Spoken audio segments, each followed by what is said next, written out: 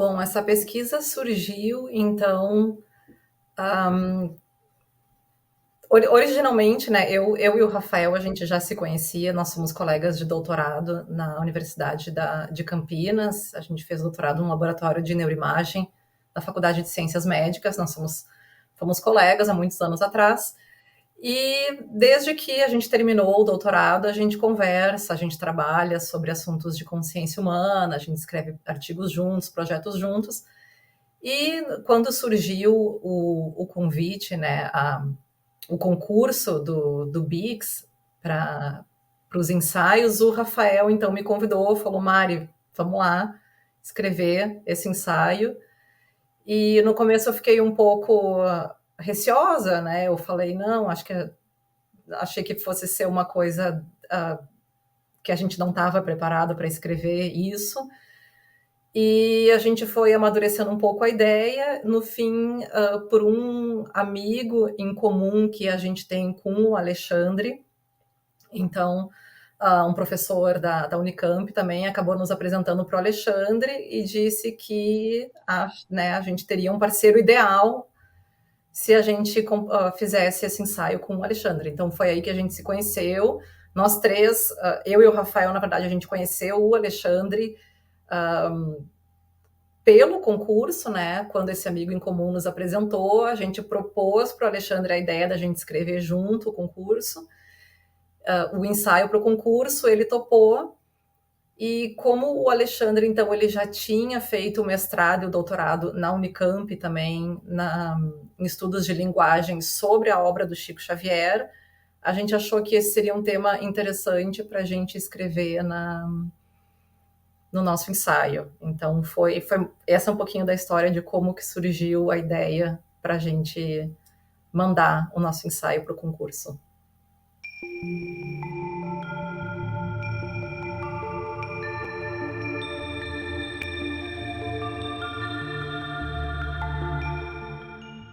A introdução ela tem basicamente duas funções no nosso ensaio.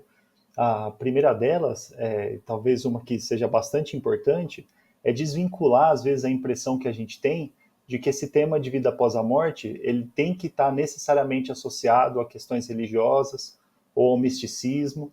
E assim, por ser um tema natural dos seres vivos, todo ser que está vivo, o destino final é a morte, ele pode ser estudado de outros pontos de vista, como, por exemplo, o ponto de vista científico. A gente pode tentar fazer esse tipo de abordagem para olhar para essa questão. Então, esse foi um primeiro ponto, que era desvincular a temática da morte desses domínios religiosos ou místicos. E o outro ponto que a gente tentou defender na introdução, aliás, que a gente tentou apresentar, é basicamente as regras do jogo da ciência. O que seria olhar para a morte do ponto de vista científico? O que a gente tem que fazer para que isso aconteça? Então, de uma forma meio modesta, mas não superficial, a gente apresenta alguns princípios que são bastante importantes. E o principal, no fim das contas, é que esse olhar científico ele precisa estar atrelado aos fatos. Então, basicamente, a regra principal é que qualquer inferência ou qualquer conclusão que a gente tire, ela precisa sempre se alinhar com os fatos. Tem outros pontos mais interessantes também, mas que aí já começa a fugir um pouco do escopo da nossa conversa, mas são algumas extensões do que a gente precisa fazer para fazer um bom trabalho científico para investigar alguma questão.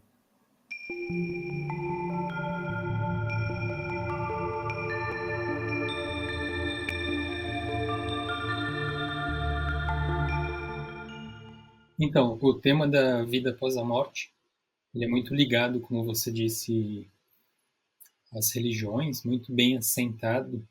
As religiões há séculos, há milênios, tratam desse tema, então, socialmente as pessoas associam o tema da vida após a morte a concepções religiosas. Isso acho que todo mundo concorda. Também na filosofia é um tema bastante aceito e trabalhado, muito bem desenvolvido nos últimos séculos também, nos últimos milênios também. Então, tanto na religião quanto na filosofia, esse tema tem sido tratado de diversas formas, sob diversos pontos de vista. E entre as ciências, atualmente, eu acredito que haja, sim, bastante resistência ainda.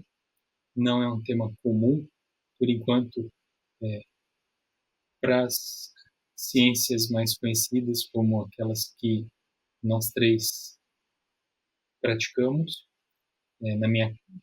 Na minha área, no curso de letras, em que eu desenvolvi os meus trabalhos de mestrado, doutorado, sobre esse tema, eu encontrei certa resistência. Menor, é verdade, do que eu esperava, mas sempre foi um assunto complexo, né, controvertido, assim como nas áreas de medicina, psicologia, etc. Eu acredito que haja bastante resistência ainda. No entanto, depois, estudando sobre o assunto, que a gente descobre que desde o metade do século XIX em diante que esse tema começou a ser investigado do ponto de vista científico. Então, a gente, de certa forma, faz parte dessa tradição de tentar estudar com base em fenômenos associados principalmente ao chamado espiritualismo moderno, né, que vem da segunda metade do século XIX adiante. Tenta-se descobrir, né, o que são esses fenômenos, aqueles fenômenos das chamadas mesas girantes, que produziam efeitos inteligentes, etc. Isso vem sendo estudado. É verdade que não muito em relação a outros temas, mas existe uma linha de continuidade daquela época até hoje.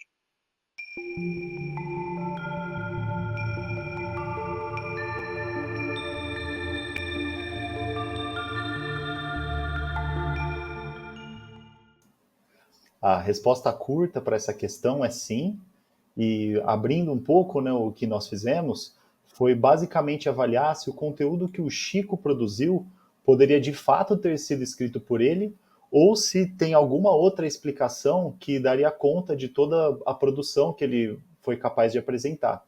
Então, por exemplo, na obra do Chico tem muitas datas, endereços, nomes, ou nos livros tem muitas referências históricas.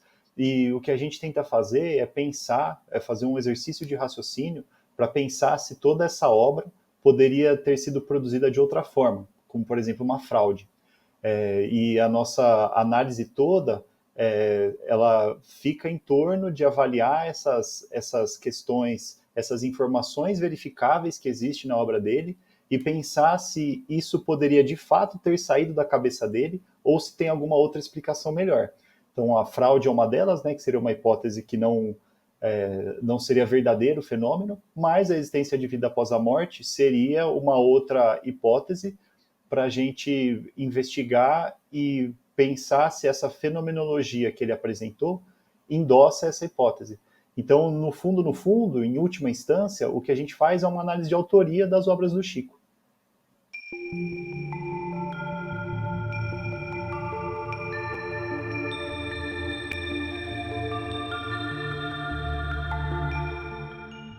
Bom, para responder essa pergunta, eu acho que é importante a gente voltar para a pergunta do ensaio em si, né? O que o Robert Bigelow ele queria quando ele propôs o concurso. Então, a pergunta do concurso é: qual a melhor evidência para a sobrevivência da vida após a morte ou, né, da sobrevivência da consciência após a morte do corpo? E estavam nas instruções do concurso, né, que o que eles considerariam como um ensaio forte, o que eles estavam realmente procurando nesse concurso, né? Então, aquelas evidências que fossem fortes. Então, levando em consideração que tipos de evidências, como que essas evidências são documentadas, quem são as testemunhas. Então, tudo isso fortalece um ensaio de qual é a melhor evidência para a sobrevivência. Então, por exemplo, se eu tivesse experiências pessoais em que eu, né, tenho o pressentimento de que existem alguém, ou eu converso com a minha avó morta, ou qualquer desse tipo de experiências mais pessoais e subjetivas, isso não seria considerado uma boa evidência para a sobrevivência da mente. Então, como a gente já sabia que a gente precisava de evidências fortes no sentido de documentação e testemunhas, a gente, né, nos ocorreu que a mediunidade do Chico Xavier seria um candidato muito forte para o tipo de evidência que eles estavam procurando no concurso. Então, originalmente, bem lá no comecinho, quando a gente ainda estava pensando sobre o que a gente escreveria no nosso ensaio, surgiu a ideia da gente escrever sobre o trabalho de um pesquisador muito famoso aqui na Universidade da Virgínia, o Jim Tucker e o Ian Stevenson, que eles são os líderes nessa área, sobre as crianças que têm lembrança de vida passada. Então, a gente pensou, bem no começo, escrever sobre isso como evidência de sobrevivência. E aí, depois, quando a gente acabou conhecendo o Alexandre, e ele já tinha essa experiência no trabalho do Chico, com a mediunidade do Chico, e também, né, puxando um pouco a brasa para o nosso lado, que somos brasileiros, a gente tem bastante conhecimento da obra do Chico, da vida do Chico, que outros países não teriam, outros pesquisadores, a gente sabia que eles não iam explorar, no caso, o trabalho do Chico Xavier, a gente resolveu, bom, então tá, o trabalho do Chico Xavier, ele é imenso, é muito vasto, são muitos livros, são milhares de cartas, são milhares, se não milhões de testemunhas, né, que tiveram o prazer de experienciar tudo que o Chico Xavier trouxe. Então, esses foram os principais motivos pelos quais a gente resolveu escrever o ensaio, então, sobre a obra do Chico Xavier, porque a gente achava que as nossas evidências seriam as evidências que eles estavam procurando nesse concurso.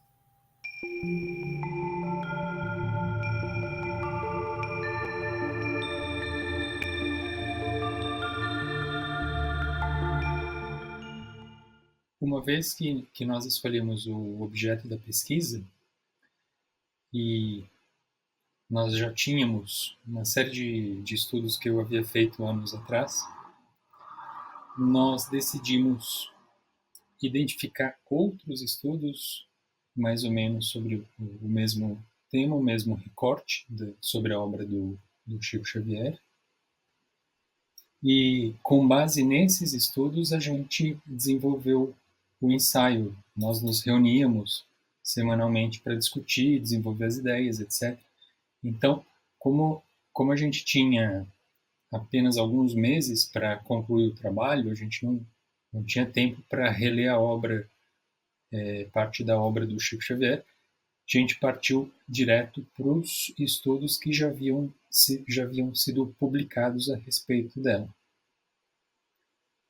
E foi com base nesses estudos que a gente desenvolveu o nosso argumento.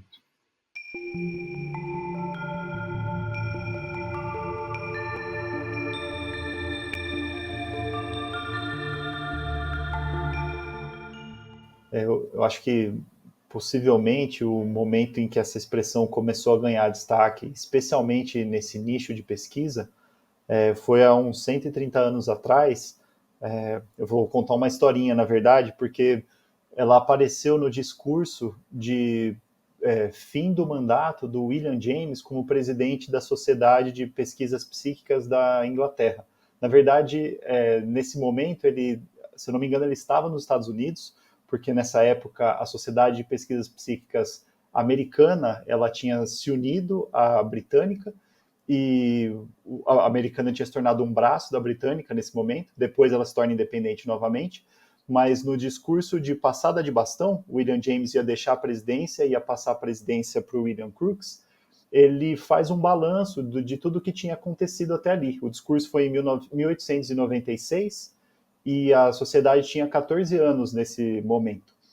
E nesse balanço ele estava tentando levantar tudo o que tinha acontecido, porque inicialmente eles pensaram que essas pesquisas iam dar uma resposta sobre a questão da vida após a morte em poucos anos.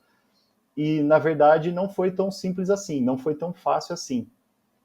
E nesse balanço, ele comenta os estudos que eles vinham fazendo até então, e ele comenta sobre a opinião geral ali, que era de que a mediunidade não era uma coisa verdadeira, especialmente entre os cientistas, embora muitos tivessem interesse nesse tópico, a opinião talvez mainstream ali das pessoas fosse de que tudo isso fosse mentira. E o William James, ele comenta no discurso sobre o caso da Leonora Piper, que era uma médium que eles investigaram por muito tempo e que para ele ela foi um raio na escuridão, ele comenta no discurso. E diante dessa opinião de que todos os médios eram falsos, e fazendo um paralelo aí de que todos os corvos são pretos, bastaria que se encontrasse um corvo branco para rebater essa hipótese, essa opinião de que só existem corvos negros. Então, o corvo branco, no caso, para o William James, era a Leonor Piper, que foi uma médium bastante famosa ali entre eles, que produziu muitos fenômenos que para o próprio William James foi assim uma consagração da existência de alguma espécie de consciência que sobrevive à morte do corpo. Então, nesse momento, eu não sei se foi aí que foi cunhada a expressão, mas eu imagino que tenha sido o momento em que ela ganhou força nesse ramo de pesquisa. E para nós, o Chico Xavier acabou sendo o corvo branco por ser um ponto fora da curva da mediunidade. Assim, a gente, como a Marina e o Alexandre estavam comentando, a gente vive aqui nessa cultura do Brasil, né, em que esse tipo de experiência faz parte, assim, do que a gente costuma ouvir de algumas pessoas. Nem todo mundo talvez tenha tido a oportunidade de visitar um centro espírita ou de ter ido a um centro de umbanda ou lugares em que as pessoas dizem ter esse tipo de experiência, mas a gente acaba ouvindo falar sobre isso. E na nossa cultura, o Chico foi uma pessoa espetacular. Ele tinha uma mediunidade bastante respeitável ali, avaliar no contexto do ensaio. Então, acho que para nós ele foi o corvo branco por isso, por ter essa capacidade bastante destacada, e serviu como um bom paralelo para a expressão que o William James trouxe no discurso dele. Eu só queria complementar um pouquinho a fala do Rafael, que essa analogia que ele faz com os corvos pretos e o corvo branco, ela é muito importante no contexto do método científico, porque em nenhum momento a gente fala, e essa frase, o que no fundo ela significa que em nenhum momento que se acha um corvo branco, aquilo significa que os outros corvos sejam brancos. Então, em nenhum momento nesse ensaio a gente assume a legitimidade de outros médiums. Então, a gente sabe que existe charlatões, a gente sabe que né, nem todos os médiums são legítimos, mas o que a importância dessa analogia quer dizer que no instante em que se acha um corvo branco, as hipóteses e as teorias elas têm que acomodar esse achado.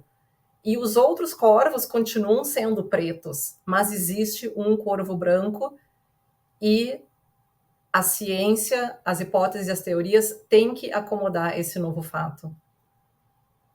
As pessoas que querem negar o fenômeno, né, eles se usam desses corvos pretos para dizer todos os corvos são pretos. Então, mais uma vez, aqui a importância. Tudo bem, a gente não está falando que todos os corvos são brancos.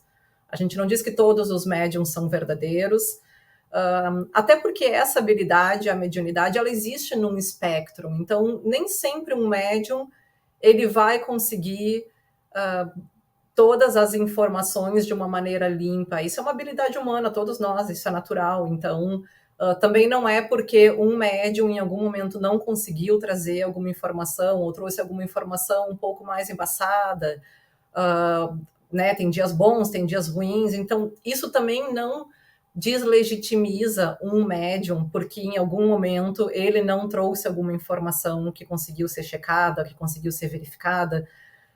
Então, lembrando, essa habilidade, a mediunidade, é como qualquer habilidade humana, ela está num espectro. Retomando, a gente escolheu o Chico Xavier porque, como o Rafael falou, ele era um ponto da curva, né, que são muitas informações que a gente conseguia checar, e ele acertava, né? Se não vou dizer em todas, mas assim na grande maioria das vezes. Então foi fácil nesse sentido da gente construir o nosso argumento de um corvo branco. Então sempre lembrando, né, que aqui a gente não está falando de máquinas nem de robôs, a gente está falando de humanos, de uma habilidade humana que existe num espectro, que as pessoas erram, incluindo médiums que estão trazendo informação do lado de lá, e que, né, não porque alguns médiums não conseguem mostrar a legitimidade do fenômeno que outros médiums não sejam verdadeiros.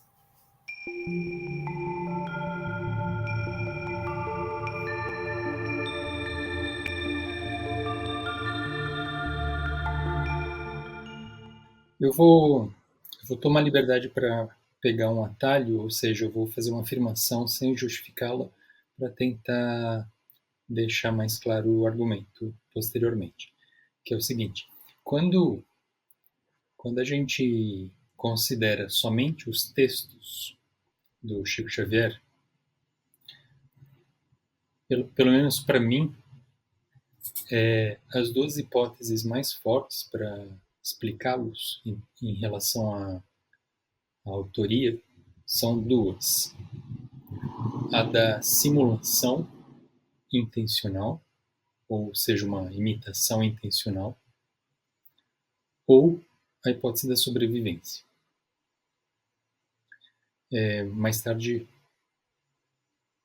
o Rafael e a Marina vão desenvolver melhor o argumento das hipóteses, mas só para a gente ter um ponto de partida. No ensaio, além dos textos, a gente levou também em conta a biografia do médium, que eu chamo de autor empírico. Então, haveria o autor empírico que alega produzir textos de autoria de pessoas mortas. E um dos vídeos que chamava muito a atenção na época em que o Chico psicografava e havia muitas testemunhas, etc., era um vídeo dele psicografando assim muito velozmente, sem parar assim, e só quando ele terminava de psicografar de um fôlego só, em reuniões públicas, é que as pessoas descobriam quantos textos foram psicografados, a quantos autores ele atribuía aqueles textos, e descobria também quais eram os tipos de texto. Então, isso era extremamente surpreendente, porque ele produzia aparentemente com o mesmo esforço mental, digamos assim, ele produzia diferentes tipos de texto. Então, um poema, uma carta, uma dissertação, um trecho de um romance, um em seguida do outro, e só depois de terminado que a gente descobria quais eram eles. Então, uma coisa que me chamava a atenção era qual é a natureza desse trabalho de elaboração textual. Porque, voltando àquela hipótese 1, a da simulação intencional, a simulação intencional requer um tipo de trabalho que é completamente diferente do trabalho que aparentemente ele desenvolvia com base nesses vídeos e em testemunhas sobre a escrita dele. Então, o que nós fizemos? Nós dividimos a obra do Chico Xavier em 3 grandes grupos, justamente para deixar mais clara essa diferença entre uma hipótese e outra. Por quê? Porque alguns tipos de texto, e quem trabalha com universidade, trabalha com alunos ou com o mundo letrado sabe muito bem disso, alguns tipos de texto requerem muito tempo para serem elaborados, porque eles requerem pesquisas, habilidades especiais, etc. E outros tipos de texto, como uma carta, um bilhete, eles podem ser escritos em poucos segundos, se o processo for um processo normal que eu, vocês, todos nós realizamos. Então, vamos tentar explicar esses 3 grupos. O primeiro grupo, chamado de grupo 1, são os textos que o Chico Xavier publicou em livros e que são atribuídos a pessoas que não têm uma identidade conhecida.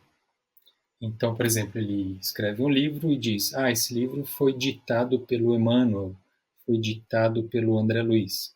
Mas quem são essas pessoas? Nós não sabemos.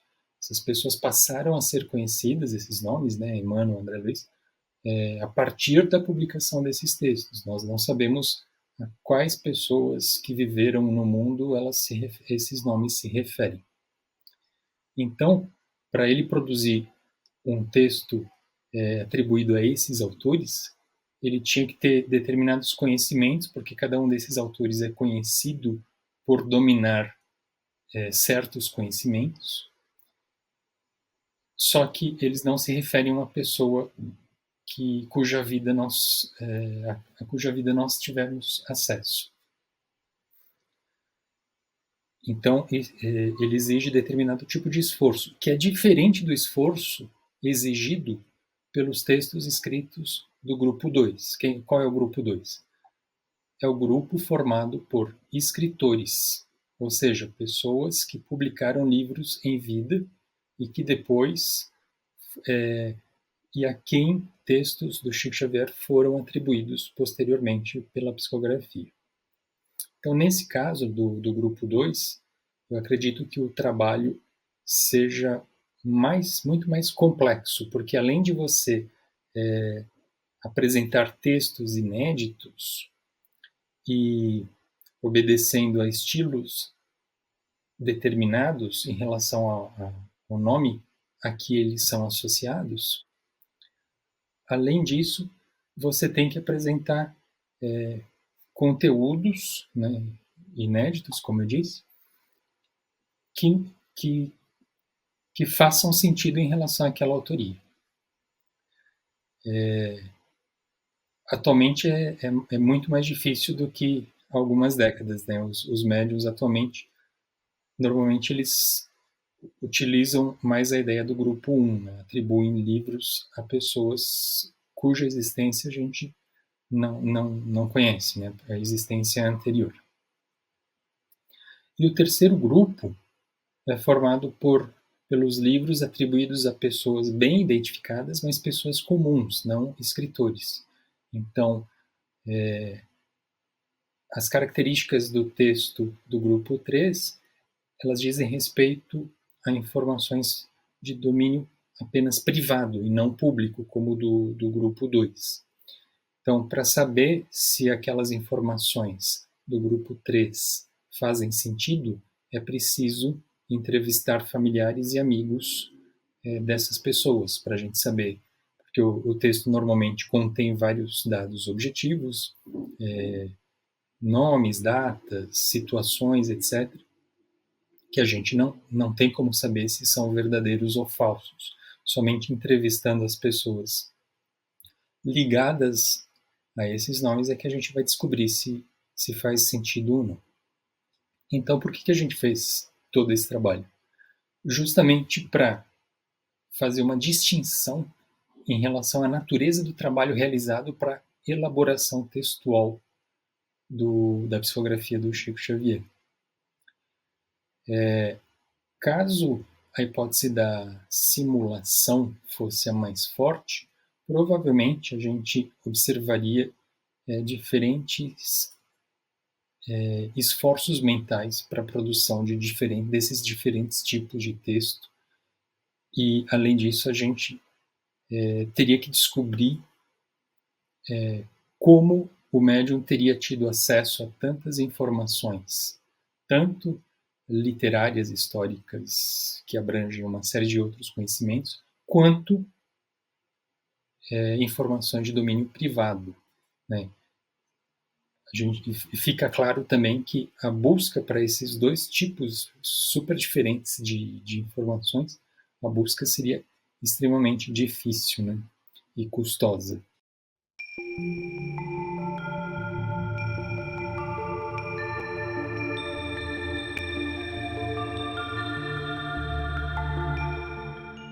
Então, sobre o grupo 1, eu vou citar só um exemplo que a gente apresentou no ensaio, que foi um artigo publicado numa revista médica internacional, que foi escrito por um grupo de médicos brasileiros, que eles leram vários livros que o Chico Xavier atribuiu ao André Luiz, que se apresenta como um médico, então ele trabalha muito com conhecimento da área de biologia, de medicina,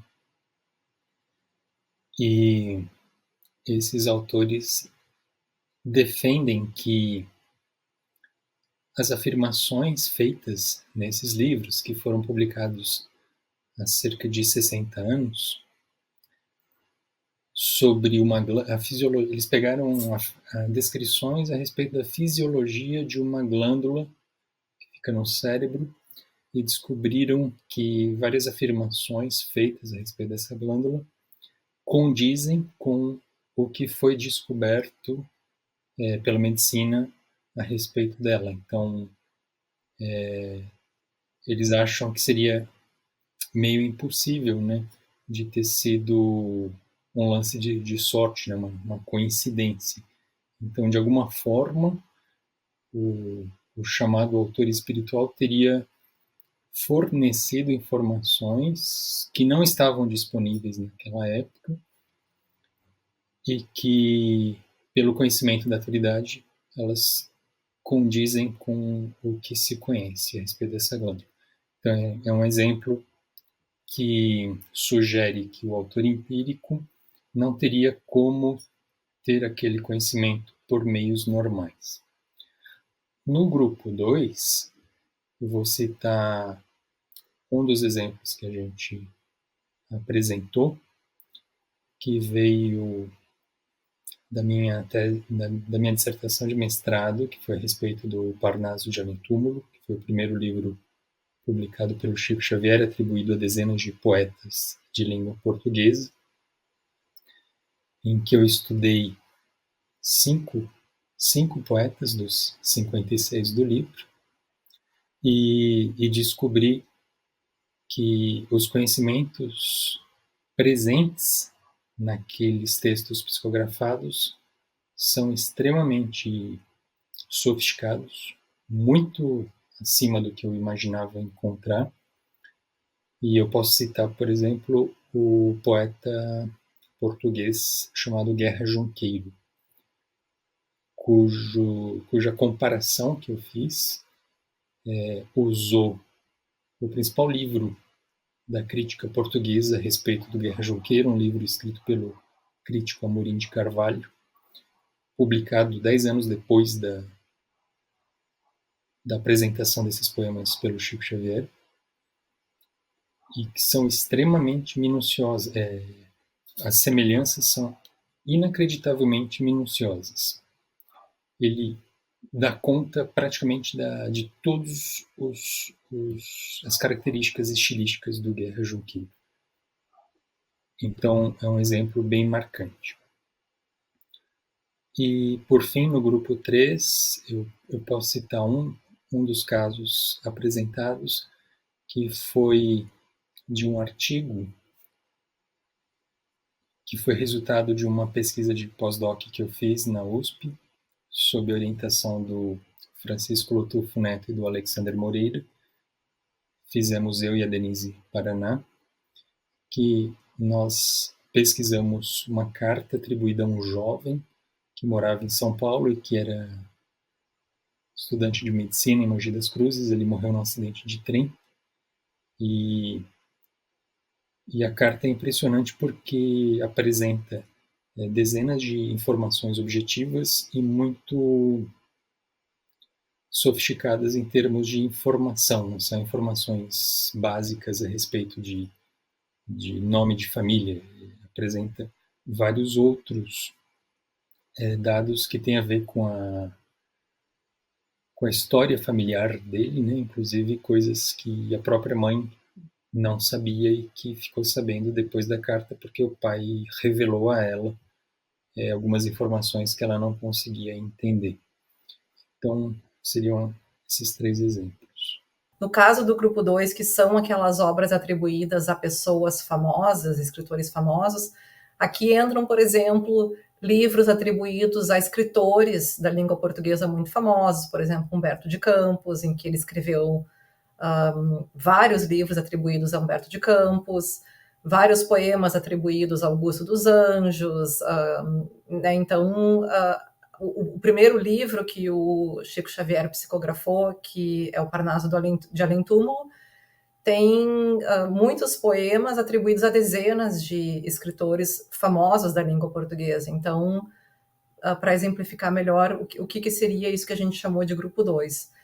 Então, fica mais fácil, nesse caso, comparar a autoria quando existe alguma coisa publicada pelo autor, né, digamos, Augusto dos Anjos, Humberto de Campos, quando existe algum trabalho publicado pelo autor em vida, quando ele estava em vivo, comparar com a obra produzida pelo Chico Xavier, atribuído a esse autor, ou seja, produzida pelo autor, no caso, depois de morto, né? Então, essa é a hipótese que a gente está avaliando. E no caso do grupo 3, que é a obra, então, atribuída a pessoas que não tiveram nenhum trabalho publicado em vida, né, que são obras mais de cunho privado, aqui entram as milhares de cartas que o Chico Xavier psicografava para aquelas pessoas que a maioria delas ia atrás, né, tentava conhecer o Chico, tentava trazer alguma informação, são aquelas cartas de consolo. Nem todas elas, os familiares foram atrás do Chico Xavier, alguma delas ele escreveu sem nunca ter tomado conhecimento dos familiares, né? Então ninguém nunca foi atrás dele procurando informações. Então, exemplificando aqui, são as cartas de consolo que os familiares recebiam, trazendo informações muito privadas daquela pessoa que faleceu, daquela família, daquele centro familiar, então trazendo informações sobre a morte, sobre a vida após a morte, trazendo informações de família, trazendo informação de nomes, endereços, datas importantes. Então, aquelas informações que realmente o Chico Xavier não tinha como ter conhecimento, porque, relembrando, essas cartas de consolo foram produzidas principalmente nos anos 60, 70, 80, então não tinha computador, não tinha internet, não eram pessoas famosas que tinham a vida exposta num jornal, e mesmo se tivessem a vida exposta num jornal, não tinha a quantidade de informação que o Chico Xavier colocava numa carta. Então, só para exemplificar melhor um pouquinho o que a gente chama de grupo 1, grupo 2 e grupo 3.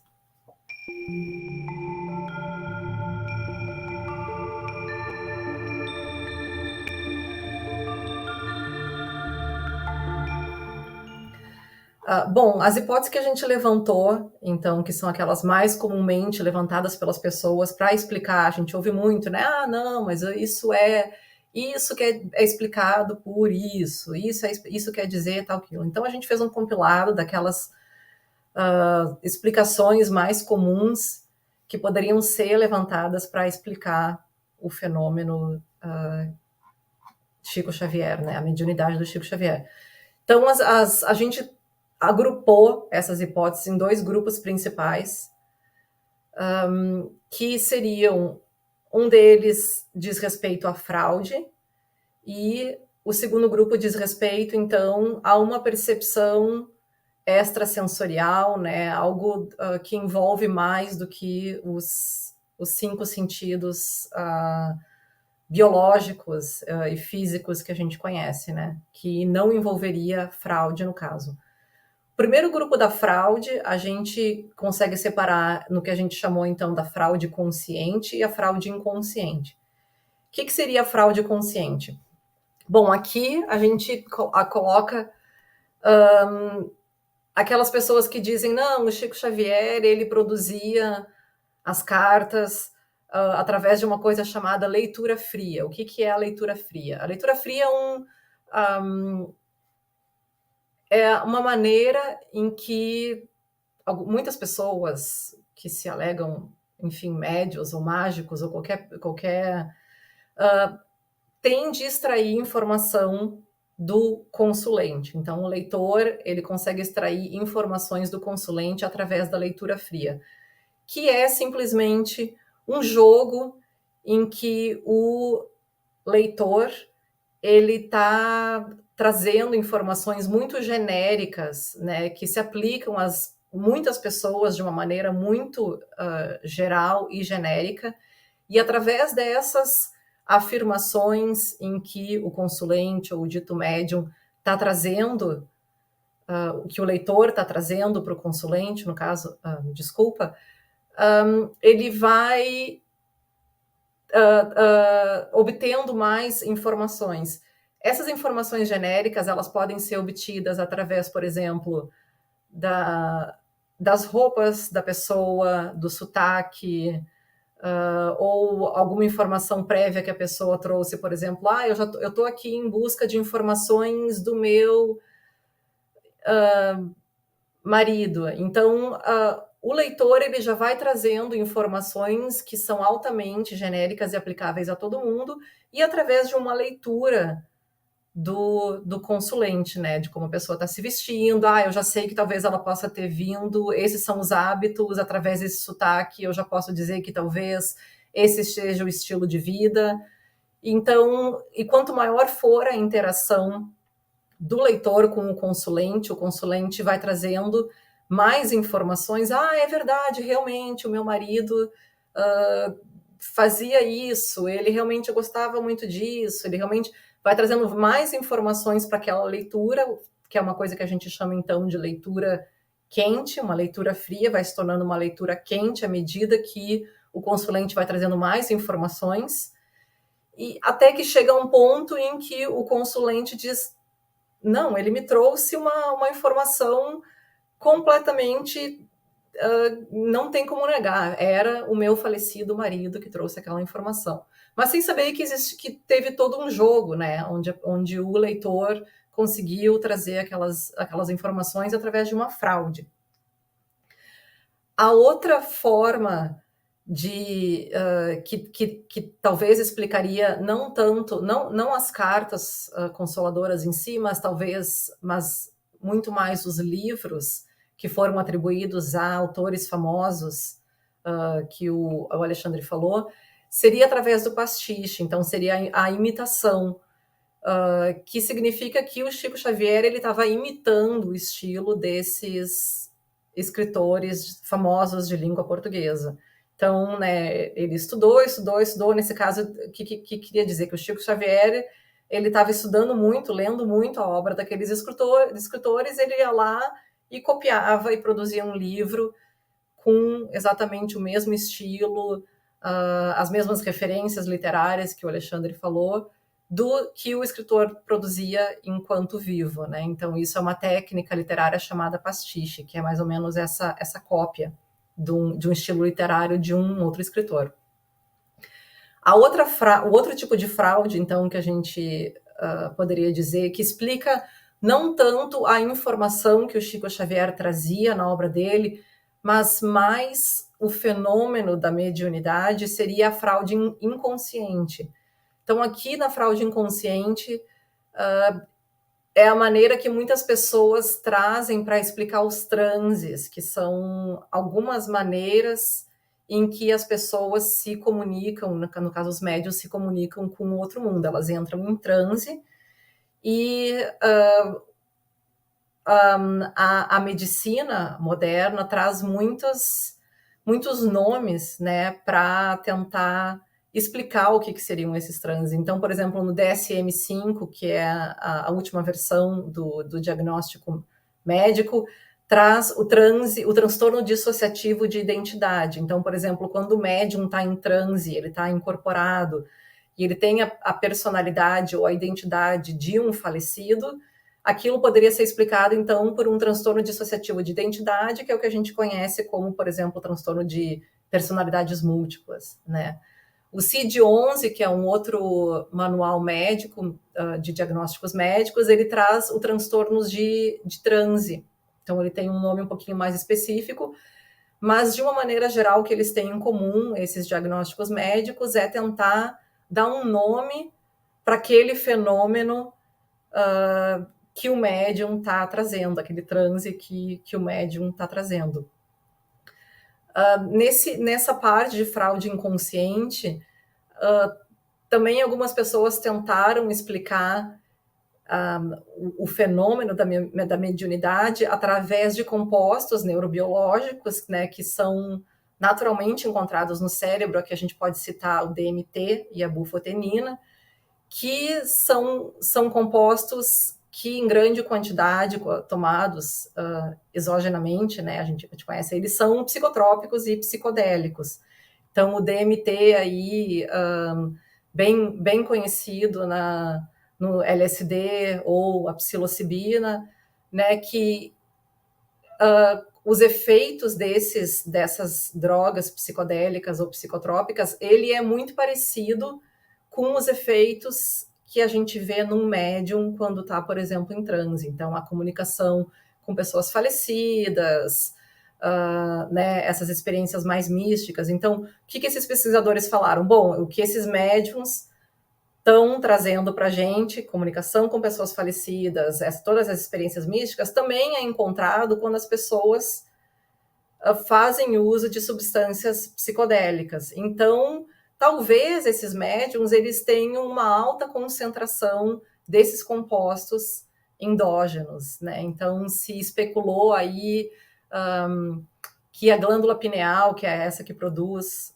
o DMT, seria de alguma maneira talvez hipertrofiada ou produzisse mais dessas quantidades no cérebro dos médiums. Então, essa seria uma outra explicação para o efeito, para o transe e para a mediunidade, né? E aí também tem uma outra explicação aqui, que ela é mais encontrada no ambiente antropológico, que é e das ciências sociais, que é do papel social do médium. Que essa explicação, ela diz que o médium, ele se coloca naquela posição de médium dentro de um centro, então, digamos, dentro de um centro umbanda, dentro de um centro espírita, porque aquela posição, ela traz um certo status social. Então, seria meio que uma escolha da pessoa, digamos assim, inconsciente, de se colocar naquela posição de status, que é um médium, para ganhar, de certa maneira, um conforto para algum problema existencial, ou, enfim, ganhar reconhecimento social. Bom, isso tudo seria o que a gente chamou, então, de fraude, consciente e inconsciente. O outro grupo de hipóteses, então, é aquilo que a gente chama de percepção extrasensorial. Esse segundo grupo de hipóteses, ela não assume fraude. Então, o médium, ele não estaria envolvido em nenhuma fraude para trazer essas informações. O primeiro grupo, então, dentro dessa percepção extrasensorial, que também é chamada de habilidade psíquica, tem a capacidade superpsi. Essa capacidade superpsi, ela diz que existe, sim, uma forma de comunicação que não é através dos 5 sentidos, não é o que o que a medicina moderna reconhece como forma de comunicação, né, que envolve os nossos 5 sentidos, a visão, o paladar, o olfato, mas que envolve outros meios de comunicação que a gente chama de extrasensorial. Então, aqui, por exemplo, entraria a telepatia, a clarividência ou a pré-cognição. E a capacidade superpsi, ela reconhece que existe esse tipo de comunicação extrasensorial, mas esse tipo de comunicação ela só existe entre vivos. Então, ela nega que exista alguma comunicação do falecido, do descarnado, com as pessoas vivas, porque o falecido, ele carece, então, de toda uma estrutura sensorial para fazer essa comunicação, que, né, essa hipótese, ela diz que se precisa de uma estrutura biológica e sensorial para ter essa comunicação. E no caso, como seria a comunicação de uma pessoa viva para uma pessoa viva, poderia ter essa comunicação, essa telepatia. Então, ela disse que talvez, por exemplo, o Chico Xavier ela tenha obtido essas informações através da telepatia com uma outra pessoa viva, com algum familiar, ou através da pré-cognição, no momento em que o familiar vai lá e checa a informação que o Chico Xavier colocou na carta. Então, seria uma pré-cognição, né? O Chico Xavier, através de uma pré-cognição, acessou a informação do futuro, em que o familiar vai lá e confere a informação trazida na carta. E, finalmente, então, ainda nesse grupo de percepção extrasensorial que assume a legitimidade da mediunidade, que não envolva nenhuma fraude, tem a questão da sobrevivência da mente, em que é o tema central, o cerne do concurso e do nosso ensaio, que é o que a gente tenta defender, é o nosso argumento que a gente tenta defender. Que em termos práticos, significa em que, quando a pessoa morre, algo nela sobrevive, a consciência, o self, a identidade, a mente, o que quer que seja, ela sobrevive à morte do corpo, e essa consciência, de alguma maneira, ela ainda retém a identidade daquela pessoa quando viva.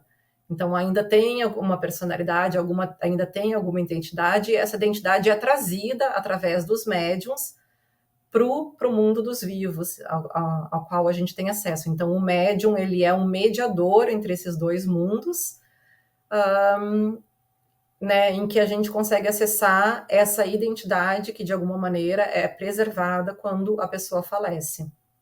Então, em termos práticos, essas são as 4 hipóteses que a gente levantou para explicar o fenômeno mais geral da mediunidade, mas não só da mediunidade, mas como que o Chico teria trazido tanta informação na obra dele.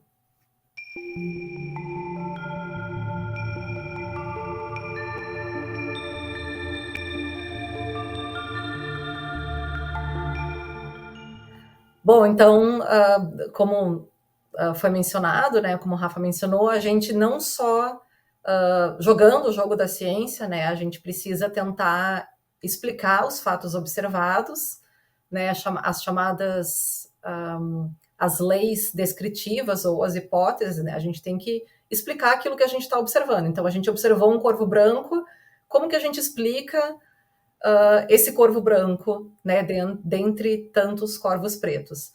Então, dando um passinho para trás aqui, a gente, antes de entrar na questão de como a gente avaliou as hipóteses em si, mais profundamente, vamos dar uma relembrada na biografia do Chico, né? Então, o Chico Xavier, ele passou a infância num ambiente extremamente pobre, né, ele tinha pouquíssimo acesso à cultura letrada e a bibliotecas.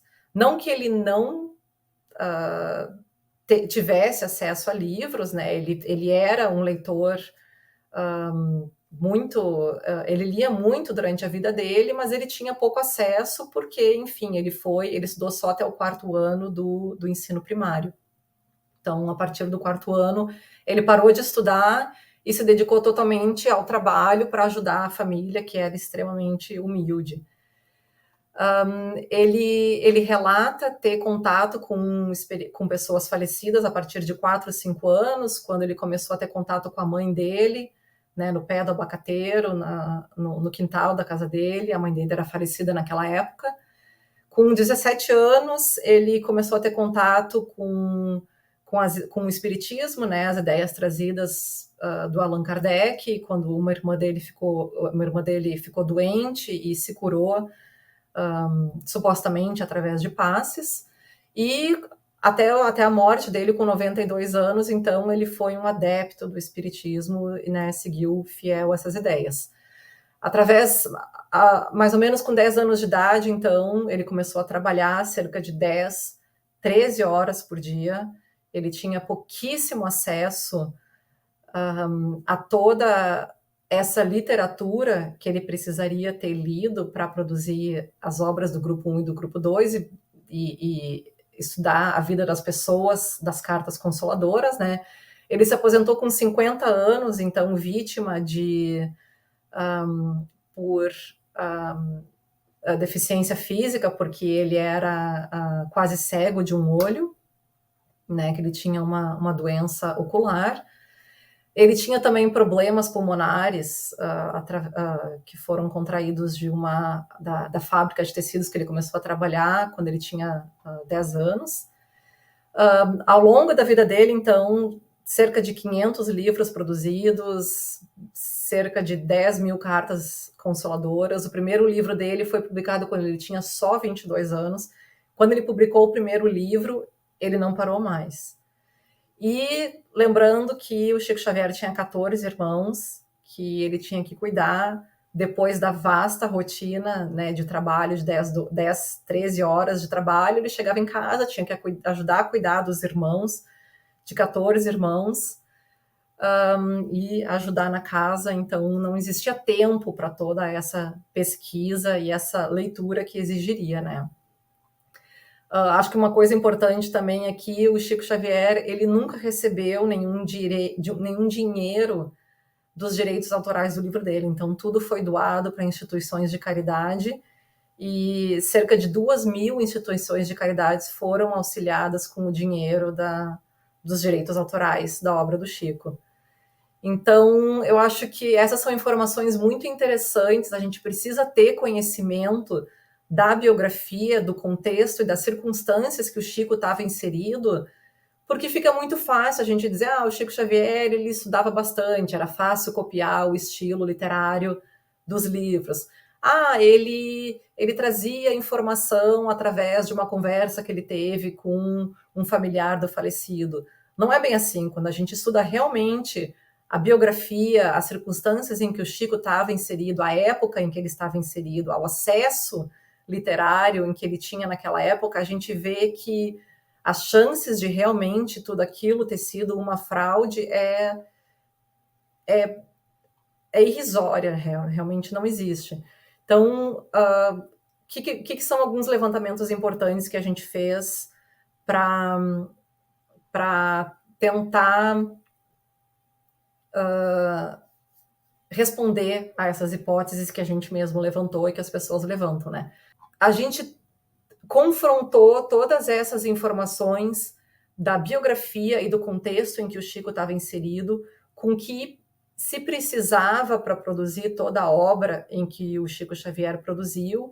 Confrontamos isso com as hipóteses que a gente levantou, que essas que eu falei, que são a fraude consciente, a fraude inconsciente, a percepção extrasensorial, comunicação de vivos e a sobrevivência, e a gente chega à conclusão, então, que todas as outras hipóteses, sem ser a sobrevivência, elas exigem uma ginástica mental ou especulações ou explicações tão descabidas ou tão absurdas para explicar tudo aquilo que não faz sentido a gente explicar a obra e a informação que o Chico Xavier traz e a autoria através de uma fraude, porque ou essas hipóteses elas dão conta de explicar alguma coisa muito específica de alguma carta. Nessa carta aqui, o Chico Xavier ele teve contato com uma pessoa, então talvez ele tenha trazido a informação da carta através daquela conversa. Bom, mas essa hipótese ela não explica todos os livros atribuídos a pessoas famosas, ela não explica todo o estilo literário, ela não explica todo o conhecimento histórico, todos os romances em que são apresentados, por exemplo, no livro 1. Alguma outra hipótese, ela possa explicar, talvez, o estilo literário, no caso, o pastiche, mas ela não explica todas as informações que o Chico Xavier traz nas cartas consoladoras. Então, a gente precisa achar, dentre essas 4 hipóteses que a gente levantou, ou qualquer alguma outra que alguma pessoa possa trazer para complementar, essa hipótese ela precisa ter um poder explicativo para dar conta de todo o fenômeno, de toda a obra do Chico Xavier, seja dos livros atribuídos a escritores famosos, seja os livros com alta quantidade de informação histórica, os romances, medicina, a biologia, seja das cartas consoladoras. Uma hipótese, para ela ser aceita no jogo da ciência, ela precisa dar conta de tudo. Ela precisa dar conta de todo o fenômeno, de todo o fato observado. E a hipótese da sobrevivência da mente depois da morte do corpo, ou seja, a hipótese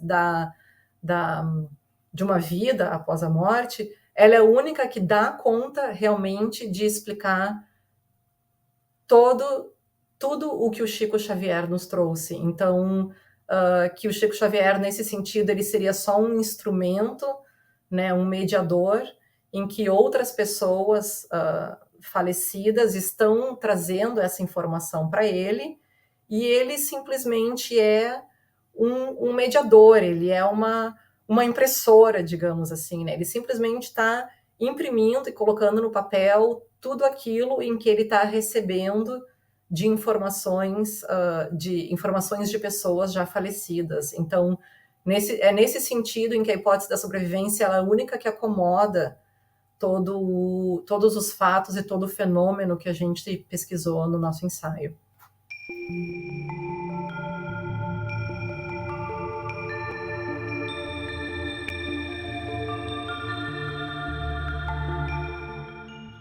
Eu acho que ficou claro que o tema é extremamente vasto, complexo, mas que é possível ser investigado sob diversas outras abordagens, e me parece que o nosso esforço permite que muitas outras ideias a respeito desses dados de outros médiuns, de outros fenômenos que têm a ver com a relação mente e cérebro, muitos deles podem e devem ser mais bem estudados pelas pessoas que têm interesse nessa área.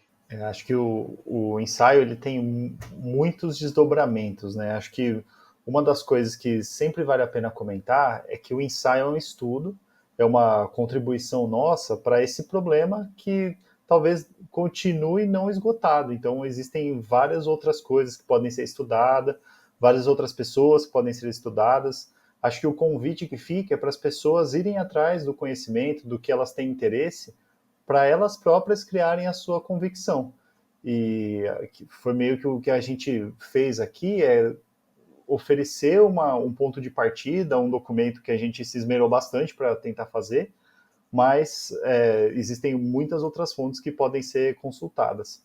E acho que do ponto de vista pessoal, fica a mensagem, pelo menos para mim, de que tem muitas coisas, às vezes, que a gente não tem noção do que está acontecendo por trás. Vale a pena a gente procurar, especialmente se elas são relevantes para nós.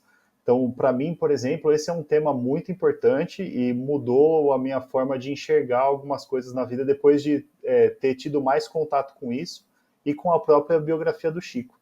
São muitos exemplos assim, né? E uma das coisas que me marcou bastante enquanto a gente estava compondo o ensaio são as mensagens das cartas que os familiares sempre relembram no final a importância que a gente tem na vida de se preocupar com os outros, ou de a gente tentar fazer alguma coisa boa quando a gente pode. E isso independe da crença das pessoas, né? Eu acho que se você conseguir ter esse comportamento no seu dia a dia, isso pode fazer a vida das outras pessoas melhor, e independente da sua crença. Você não precisa acreditar ou aceitar ou ter a mesma convicção que a gente, mas nesse sentido da existência. Mas acho que é um reforço para esse tipo de comportamento. Eu concordo com o Rafael, eu acho que a mensagem que fica é da gente fazer o bem, né? A gente querer o bem para o próximo, independente no que a gente acredita ou não, se as pessoas, enfim, acreditam ou não que a mediunidade é legítima ou não. O que o Chico Xavier sempre... acho que a principal mensagem dele é fazer o bem, acima de tudo, né? Então, se a gente conseguir passar essa mensagem e se as pessoas quiserem ler um pouco mais de Chico Xavier e aprenderem um pouco mais sobre o fazer o bem e ajudar os outros, eu acho que a gente também já está cumprindo a nossa missão aqui. E concordo com o Alexandre também, eu acho que tem muita coisa para ser estudada, a obra do Chico Xavier ela é muito vasta, o que a gente, de novo, a gente está apresentando aqui só muito pouco de tudo o que pode ser estudado, né? São centenas de livros que ainda podem ser estudada a autoria, um trabalho, né, semelhante com o que o Alexandre fez no mestrado, no doutorado e no pós-doutorado. E essa questão mente-cérebro é uma questão muito, muito aberta. Eu acho que a gente precisa, como cientista, a gente precisa ser crítico, com certeza, a gente precisa ser cético, a gente precisa ser rigoroso, mas a gente precisa ter uma mentalidade muito aberta para de repente ouvir coisas que a gente não está preparado ou que confrontam um pouco com tudo aquilo que a gente ouviu a nossa vida toda, né? Porque estremece um pouco, assim, ouvir muitas desses relatos, dessas cartas, de tudo isso, né? Então é uma coisa que realmente mexe muito com a gente, com as nossas crenças, a gente tem que abrir mão de muita coisa que a gente sempre acreditou. Então eu acho que é principalmente uma questão de, sim, ser rigoroso, ser crítico, ser cético, mas ter uma cabeça aberta, que eu acho que essa é a principal virtude de um cientista, é ter a cabeça aberta para saber receber, né, coisas novas. Então, eu acho que as duas principais mensagens, se as pessoas conseguirem depois de tudo isso que a gente falou, né, as nossas principais mensagens ajude o próximo, seja uma pessoa boa. Isso é a principal mensagem que o Chico Xavier queria nos mostrar com toda a obra dele, e seja a cabeça aberta também para saber receber toda essa informação que a gente está trazendo, e acho que principalmente os cientistas, né, sejam críticos e cabeça aberta.